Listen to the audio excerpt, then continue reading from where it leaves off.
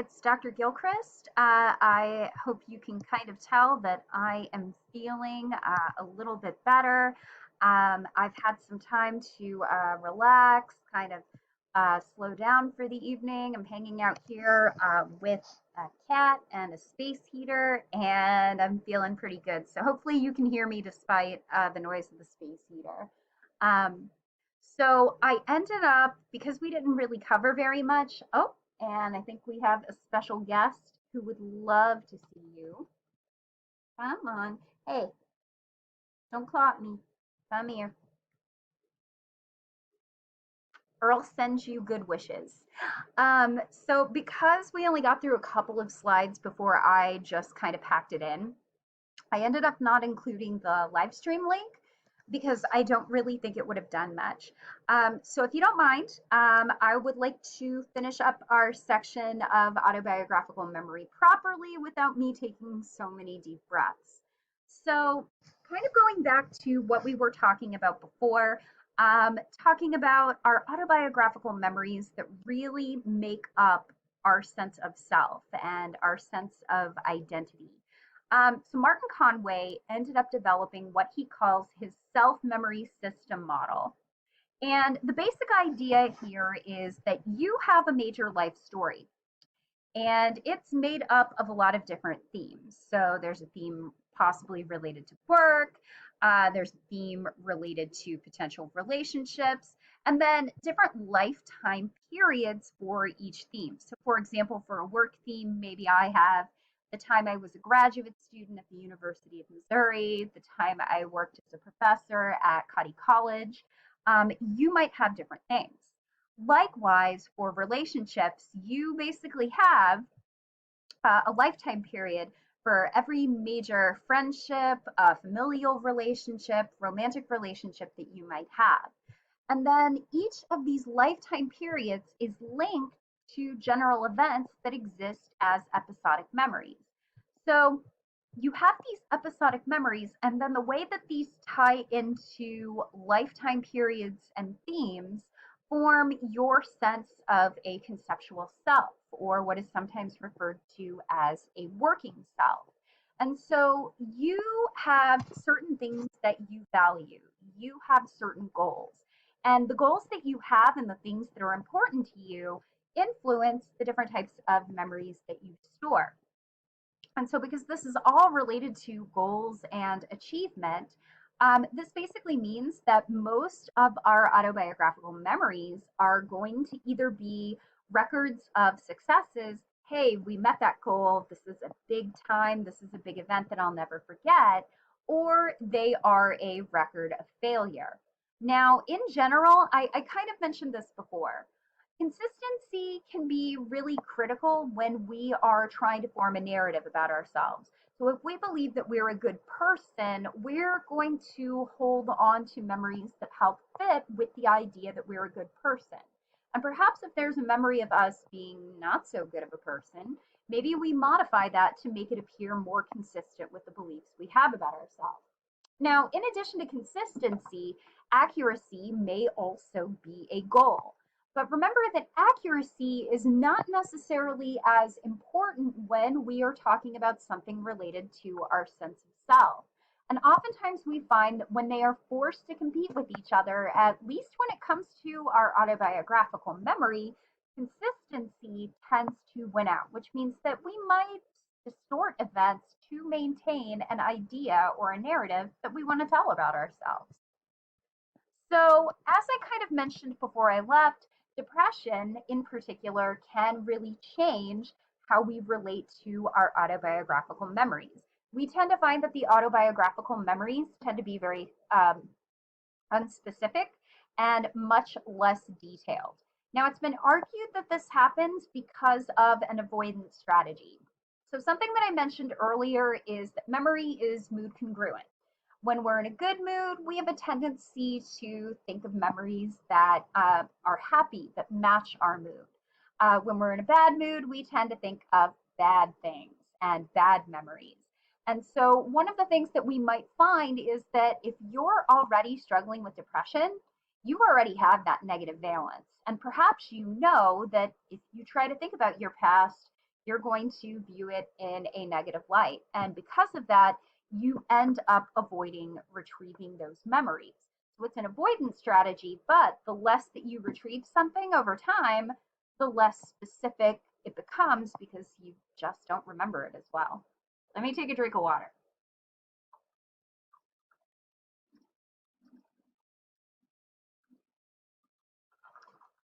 This is Dr. Gilchrist's very motivational water bottle.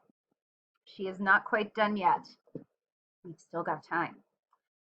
So now I'm going to move on to talking about eyewitness testimony, and at least some of this kind of relates to what we've been talking about, and kind of our recall of events like the War of the Ghosts. So when we talk about everyday memory, accuracy doesn't really matter that much. So when most of you recall the story of the War of the Ghosts, which was done by Frederick Bartlett in 1932, so he actually presented the story that I presented to you and asked people to recall it. And it's a really weird story, and he found a lot of the same things that we kind of found. People tend to distort their understanding of the story. They kind of get the overall narrative, but because culturally this is a story that is doesn't really have a plot structure that we're used to, we're going to distort and modify the story to fit our narrative conventions. And so people in Bartlett's original study kind of found that the War of the Ghosts recall of the War of the Ghosts story tended to be pretty distorted compared to what they were originally presented with. But people at least kind of got the underlying meaning. And that's really important. When we talk about everyday memory, accuracy is not necessarily the most important thing. As I've kind of argued, when we're talking about everyday memory, sometimes the goal is not to be accurate. Sometimes the goal is to entertain. Sometimes the goal is to maintain a sense of consistency with a narrative that you've been telling about yourself your whole life. But one case where everyday memory and its accuracy should absolutely matter is eyewitness testimony. This is a case where accuracy in a memory really matters because you don't want to put the wrong person in prison or on death row because your memory was faulty. Um, so how much should we rely on eyewitness testimony? And Simons and Chavris actually looked at a survey of people and basically reported that at least 37% of the people that responded to their questions believed that the testimony of one eyewitness should be enough to create a conviction. People really believe that memories are static and unchanging, and about well over 35% clearly believe that the testimony for one eyewitness should be enough to convict. Yeah, I'm a memory researcher. I don't agree. Now, what's interesting is that if you look at memory research experts, most of them will be very clear. You should not rely just on eyewitness testimony. And we'll kind of talk about why you really shouldn't. We already know that memory is prone to error, it's prone to distortion. So experts know this. I don't know if the legal profession knows this or if they know and they just don't care. I don't know. But what's actually kind of interesting is that when you talk to judges and you talk to jurors, about 60% disagree with memory research experts with respect to the role that eyewitness testimony should play, and 87% of jurors believe that eyewitness testimony is 100% credible. So it's kind of clear that if we are supposed to share our findings with the world and if we're supposed to change these things, we memory researchers have not really done our due diligence. People really believe that eyewitness testimony is sufficient for conviction or is sufficient as a form of evidence. And as I am about to show you, it clearly isn't. So there are many different factors that can affect and influence eyewitness testimony, and we're going to talk about each of these in a little bit more detail. So we're going to talk about confirmation bias and schema. So we kind of talked about schema before when we talked about knowledge and concepts and how schemas, we have stereotypes. So we have schemas of people, we have schemas of certain types of events, and that can lead to distortion in memory.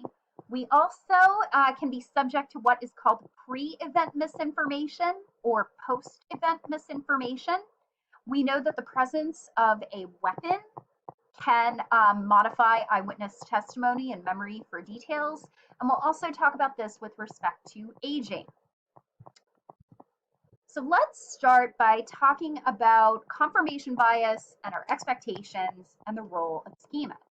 So our expectations are often going to play a huge role in what we witness or what we choose to report. So confirmation bias, just as a reminder, and we'll talk about this more when we get into problem solving. So confirmation bias is generally when we look for evidence that kind of supports what we already believe, and we don't necessarily look for evidence that disconfirms it. So what we're going to find is that our memory for an event is going to be influenced by our expectations.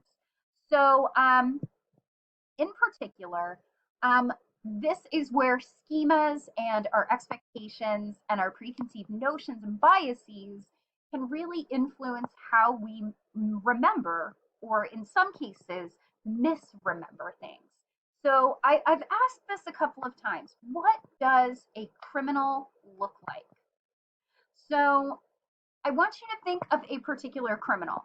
Does this criminal have a particular gender? Does this criminal have a particular race or ethnicity? Um, does your idea of a criminal have a certain country of origin? Does your criminal have certain facial features? Um, does your criminal look a certain way? So everybody kind of has an idea of what a criminal looks like, but this is something that is massively influenced by culture.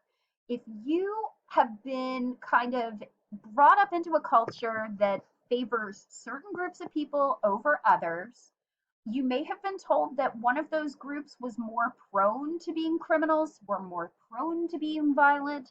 And here's the thing, you can be the most progressive, non judgmental person on earth, but when you're brought up into these kind of ideas, even if you don't necessarily believe them, there can be some unconscious bias at play. And it's not your fault, but you have to be mindful of it so that you can work against it.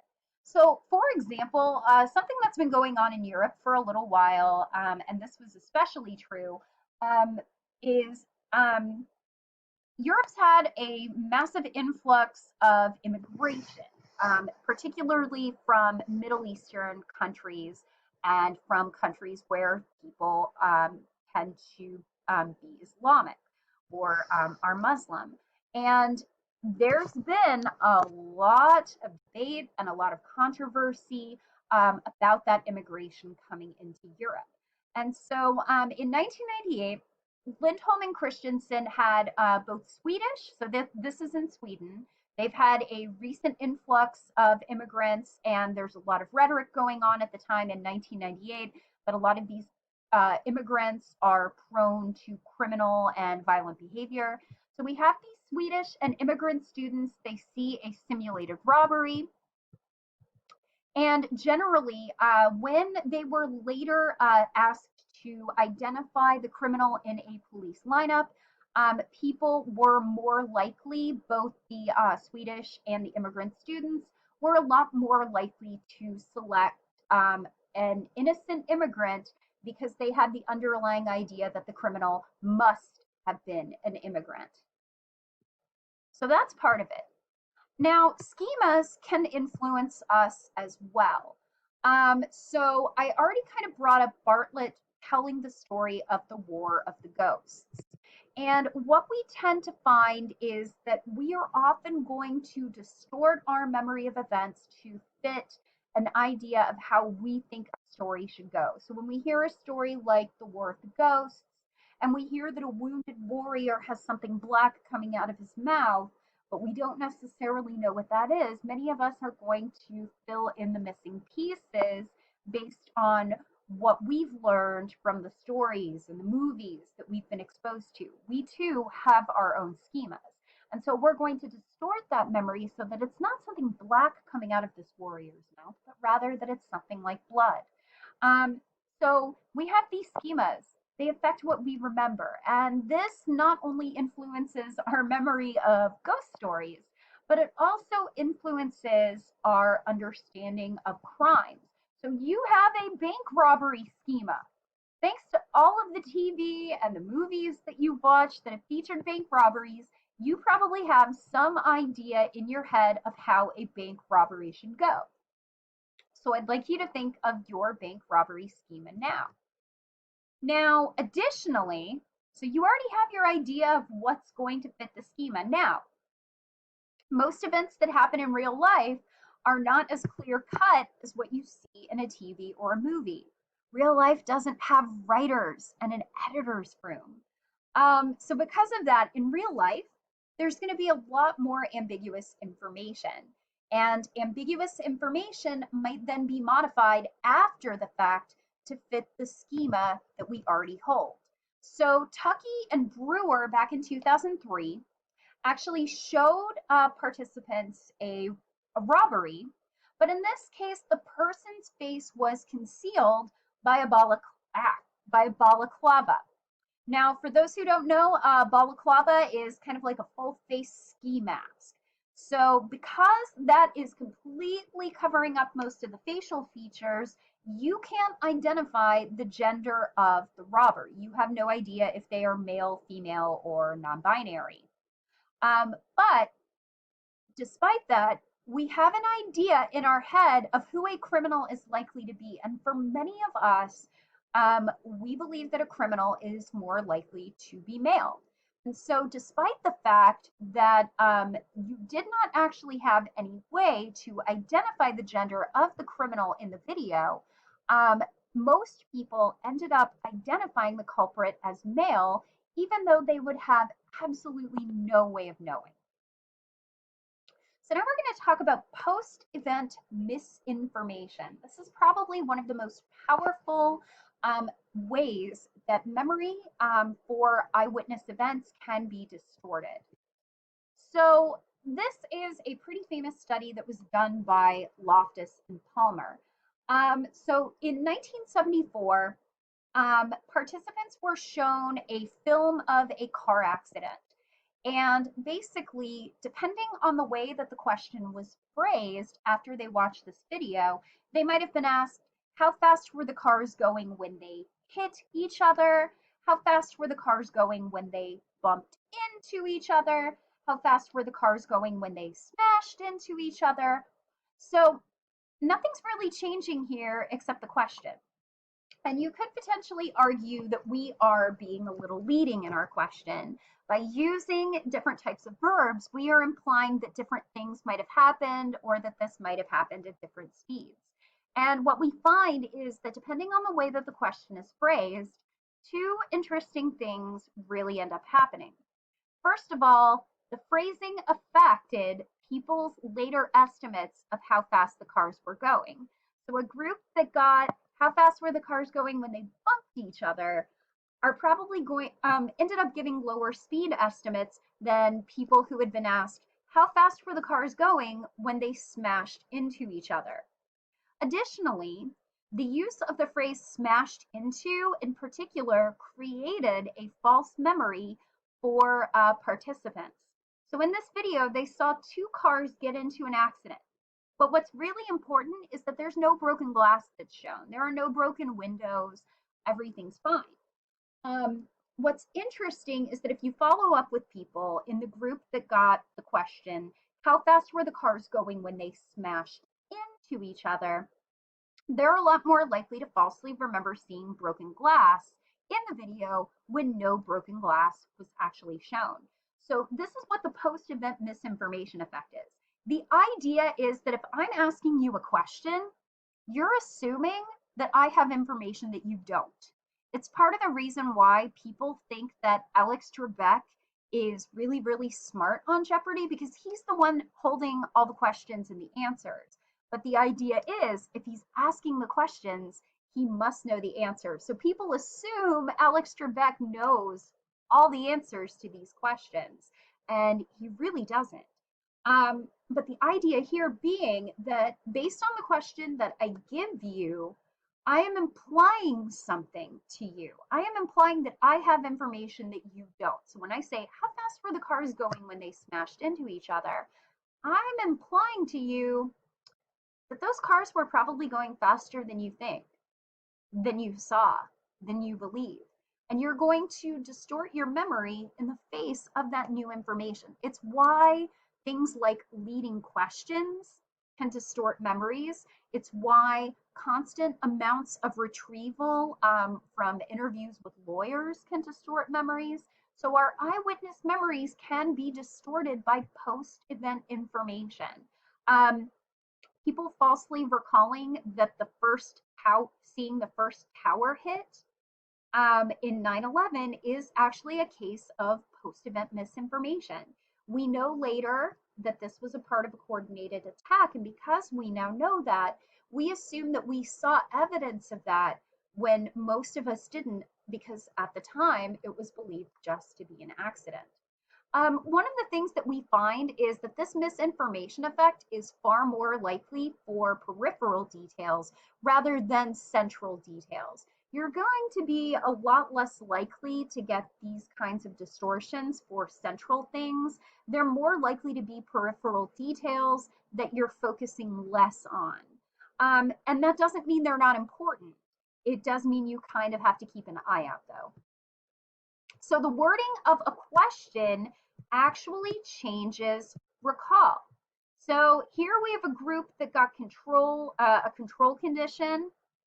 We have people who were asked how fast were the cars going when they hit each other. And then in our smash description, how fast were the cars going when they smashed into each other. And as I mentioned, a sizable proportion of this group falsely recalled seeing broken glass in a video when none was shown. And yes, you kind of see this with the hit and controls as well. But what's really critical here is the difference between this group and these other two groups. Now, so post-event misinformation is basically when new information that you get after the event distorts your memory for it. So for example, if I get into a car accident because somebody was driving erratically or somebody wasn't looking where they were going, and then later I find out that they had been drinking after the event, or I find out that they had been drinking.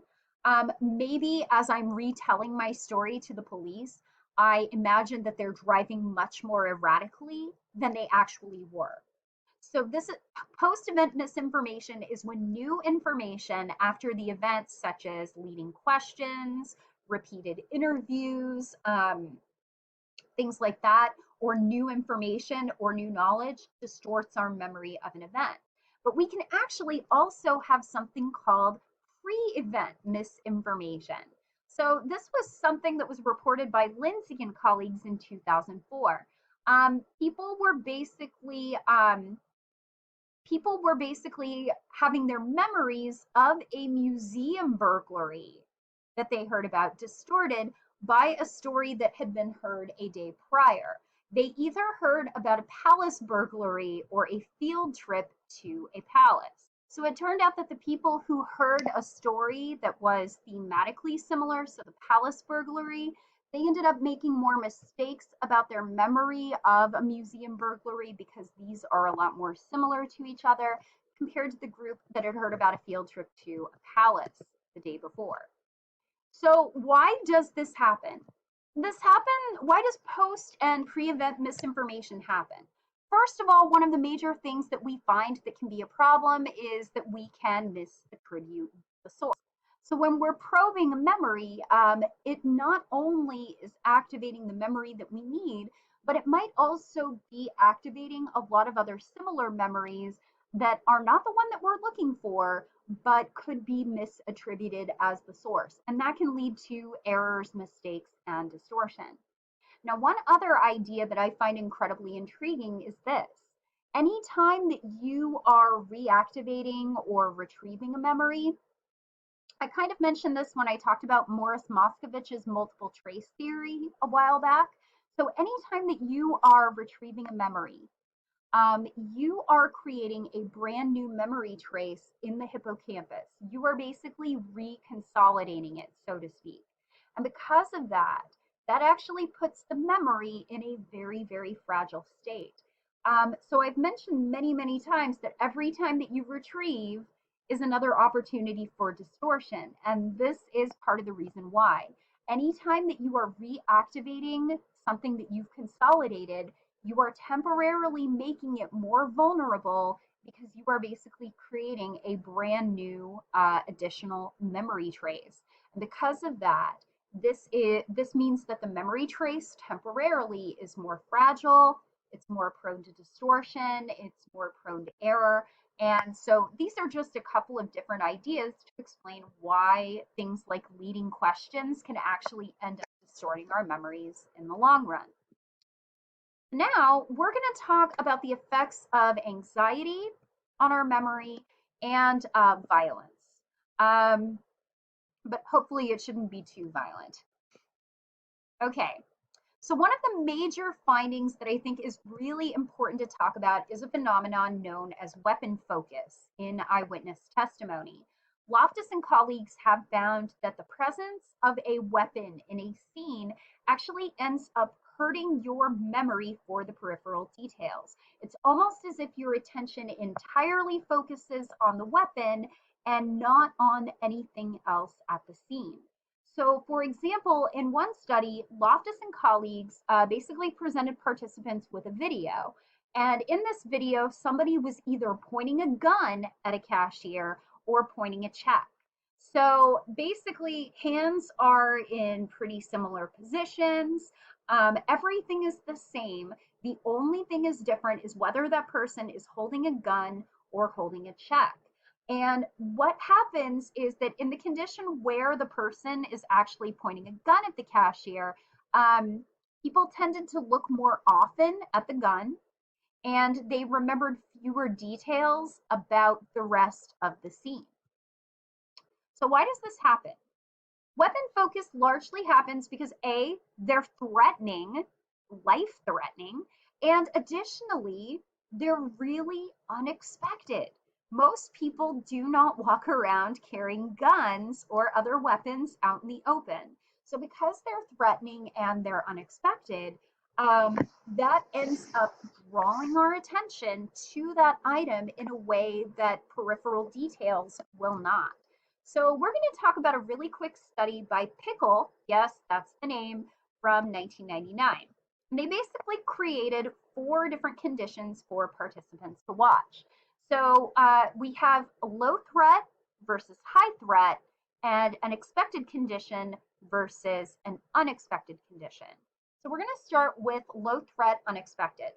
So we have a gun, and in all of these cases, there's a gun. Low threat is basically a gun pointed at the ground. And that's generally a good rule. One of the things that I've heard, if you're ever somebody that shoots, is you only point at what you want to shoot. So in general, if you're not planning to shoot something, your gun should always be pointed at the ground. It is a very, I mean, I personally freak out anytime I see a gun.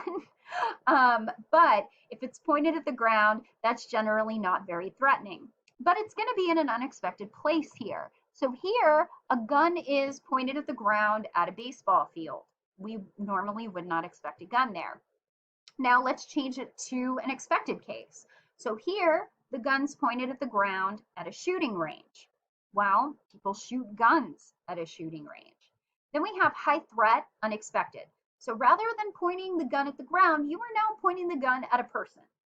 Yeah, that's a pretty highly threatening position. And again, because it's in a baseball field, it's unexpected. And then we have a high threat unexpected condition here. A gun is pointed at a woman in a shooting range. And so here's what's kind of interesting. So Pickel basically got the mean description score.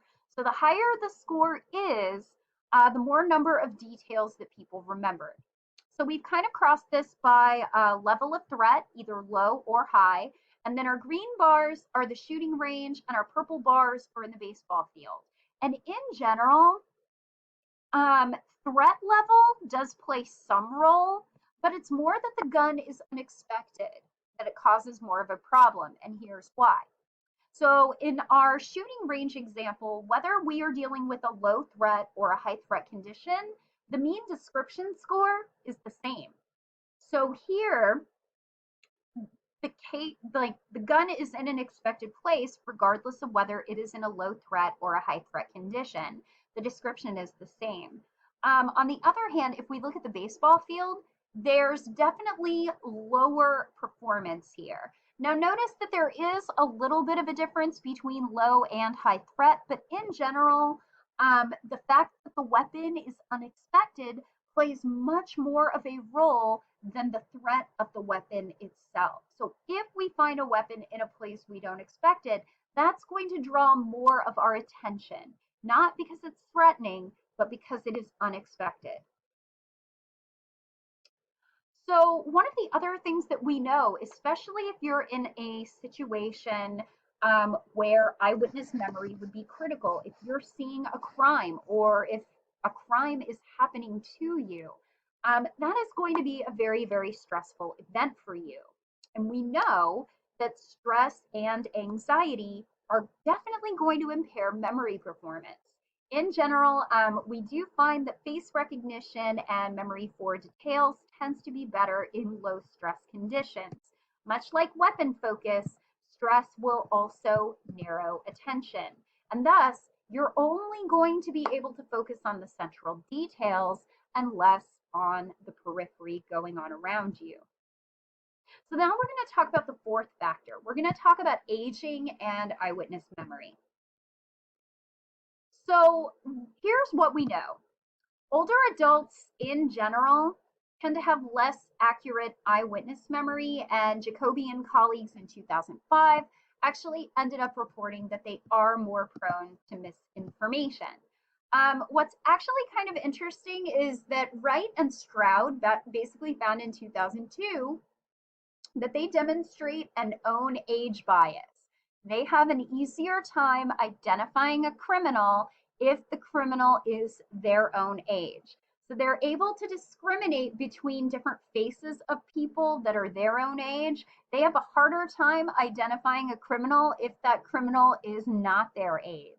And part of this is due to the fact that generally when you are an older adult, you spend a lot of time hanging out with other older adults. And because of that greater exposure, you will have an easier time identifying a criminal if the criminal is 70 years old, like you.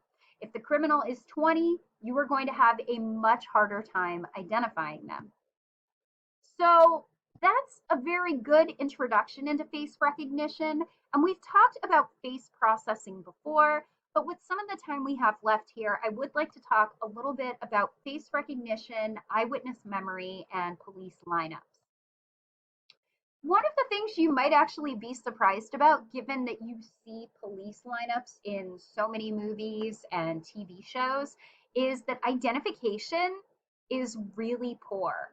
Valentine and colleagues looked at 314 different lineups. And in those lineups, 20% identified somebody who was actually not a suspect. So they thought they had the criminal, and they ended up identifying a non-suspect 1 out of 5 times. Only 40% correctly identified the suspect. That's not great. Now, part of this is due to our face recognition abilities.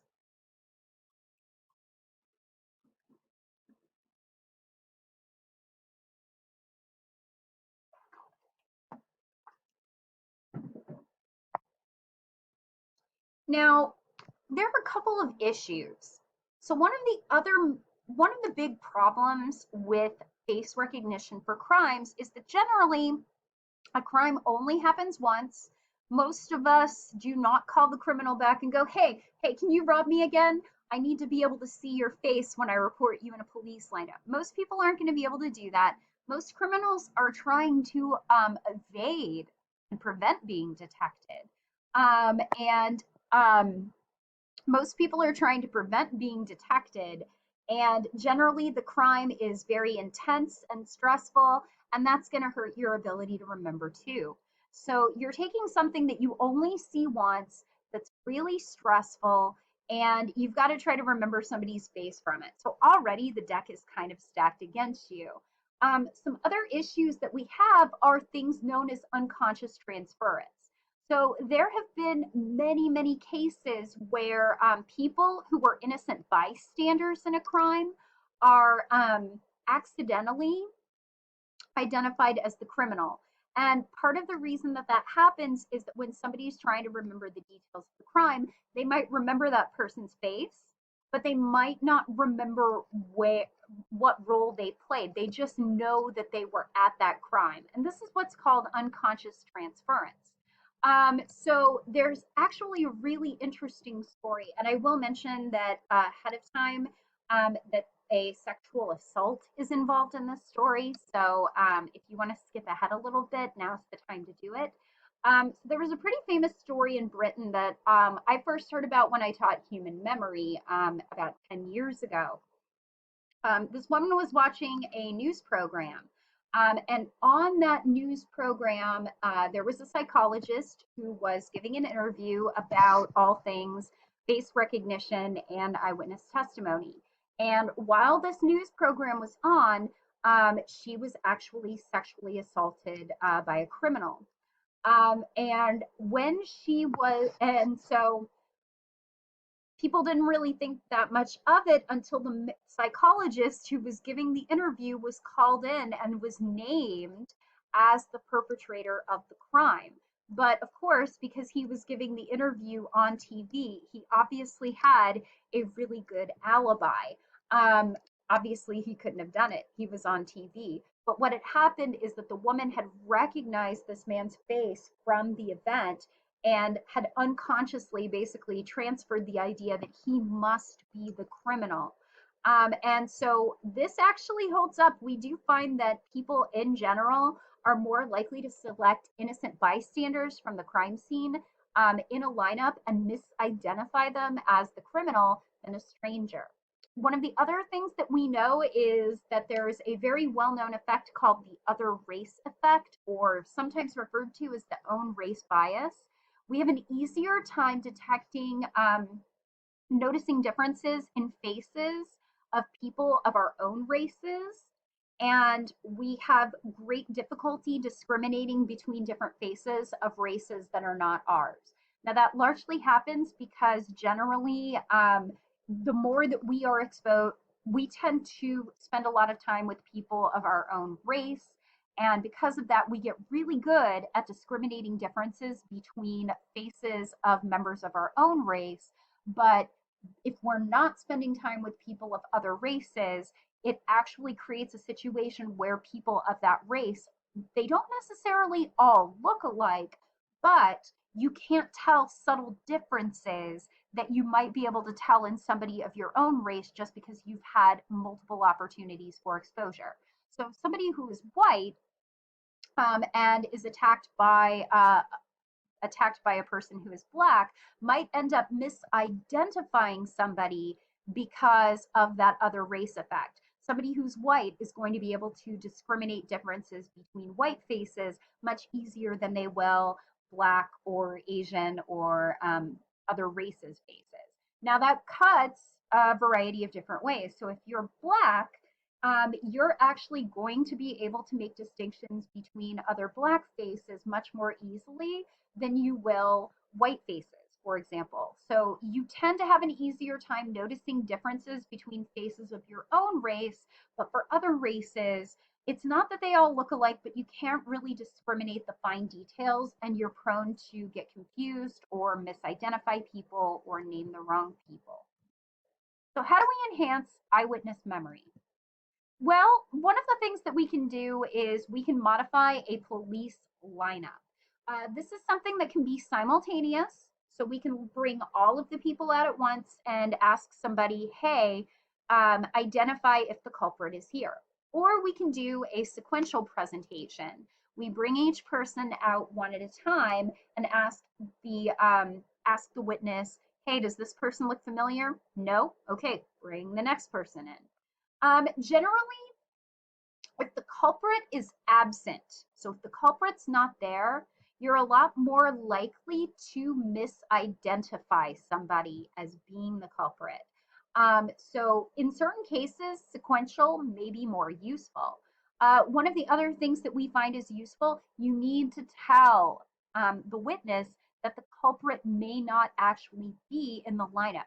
That way they can make the best decision instead of feeling like they are forced to pick because the culprit is definitely in there and they feel like they have to pick the right one. The other major thing that we can do is do something which is referred to as the cognitive interview technique. And this is based on some of the different principles of retrieval that we've talked about in earlier chapters to enhance the accuracy and the detail of eyewitness memory. So there are four different retrieval rules. Um, First of all, one of the biggest rules and probably the most useful one is reinstatement of context. We ask people to basically go back in their mind to that context where the crime happened and basically reinstate it. We encourage them to report all details, no matter how small or insignificant. We have people describe information in different orders. So maybe in one instance, we ask them to start from the beginning. At another instance, we have them start in the middle and kind of work their way around. And the idea behind doing this is that if you do it in different orders, sometimes when you do it in a different order, you pick up a detail that you may have missed. And this kind of works similarly with this final one, reporting from different viewpoints. Sometimes when you report from different points of view, you pick up a detail you wouldn't have otherwise captured. All of these are pretty effective, but in general, because of the power of encoding specificity, um, reinstatement of context, getting yourself in the mindset that you were in when you were encoding this event, this tends to be the most effective. So encoding specificity is the empirical basis for the first two rules, the mental reinstatement of the context and encouraging complete reporting.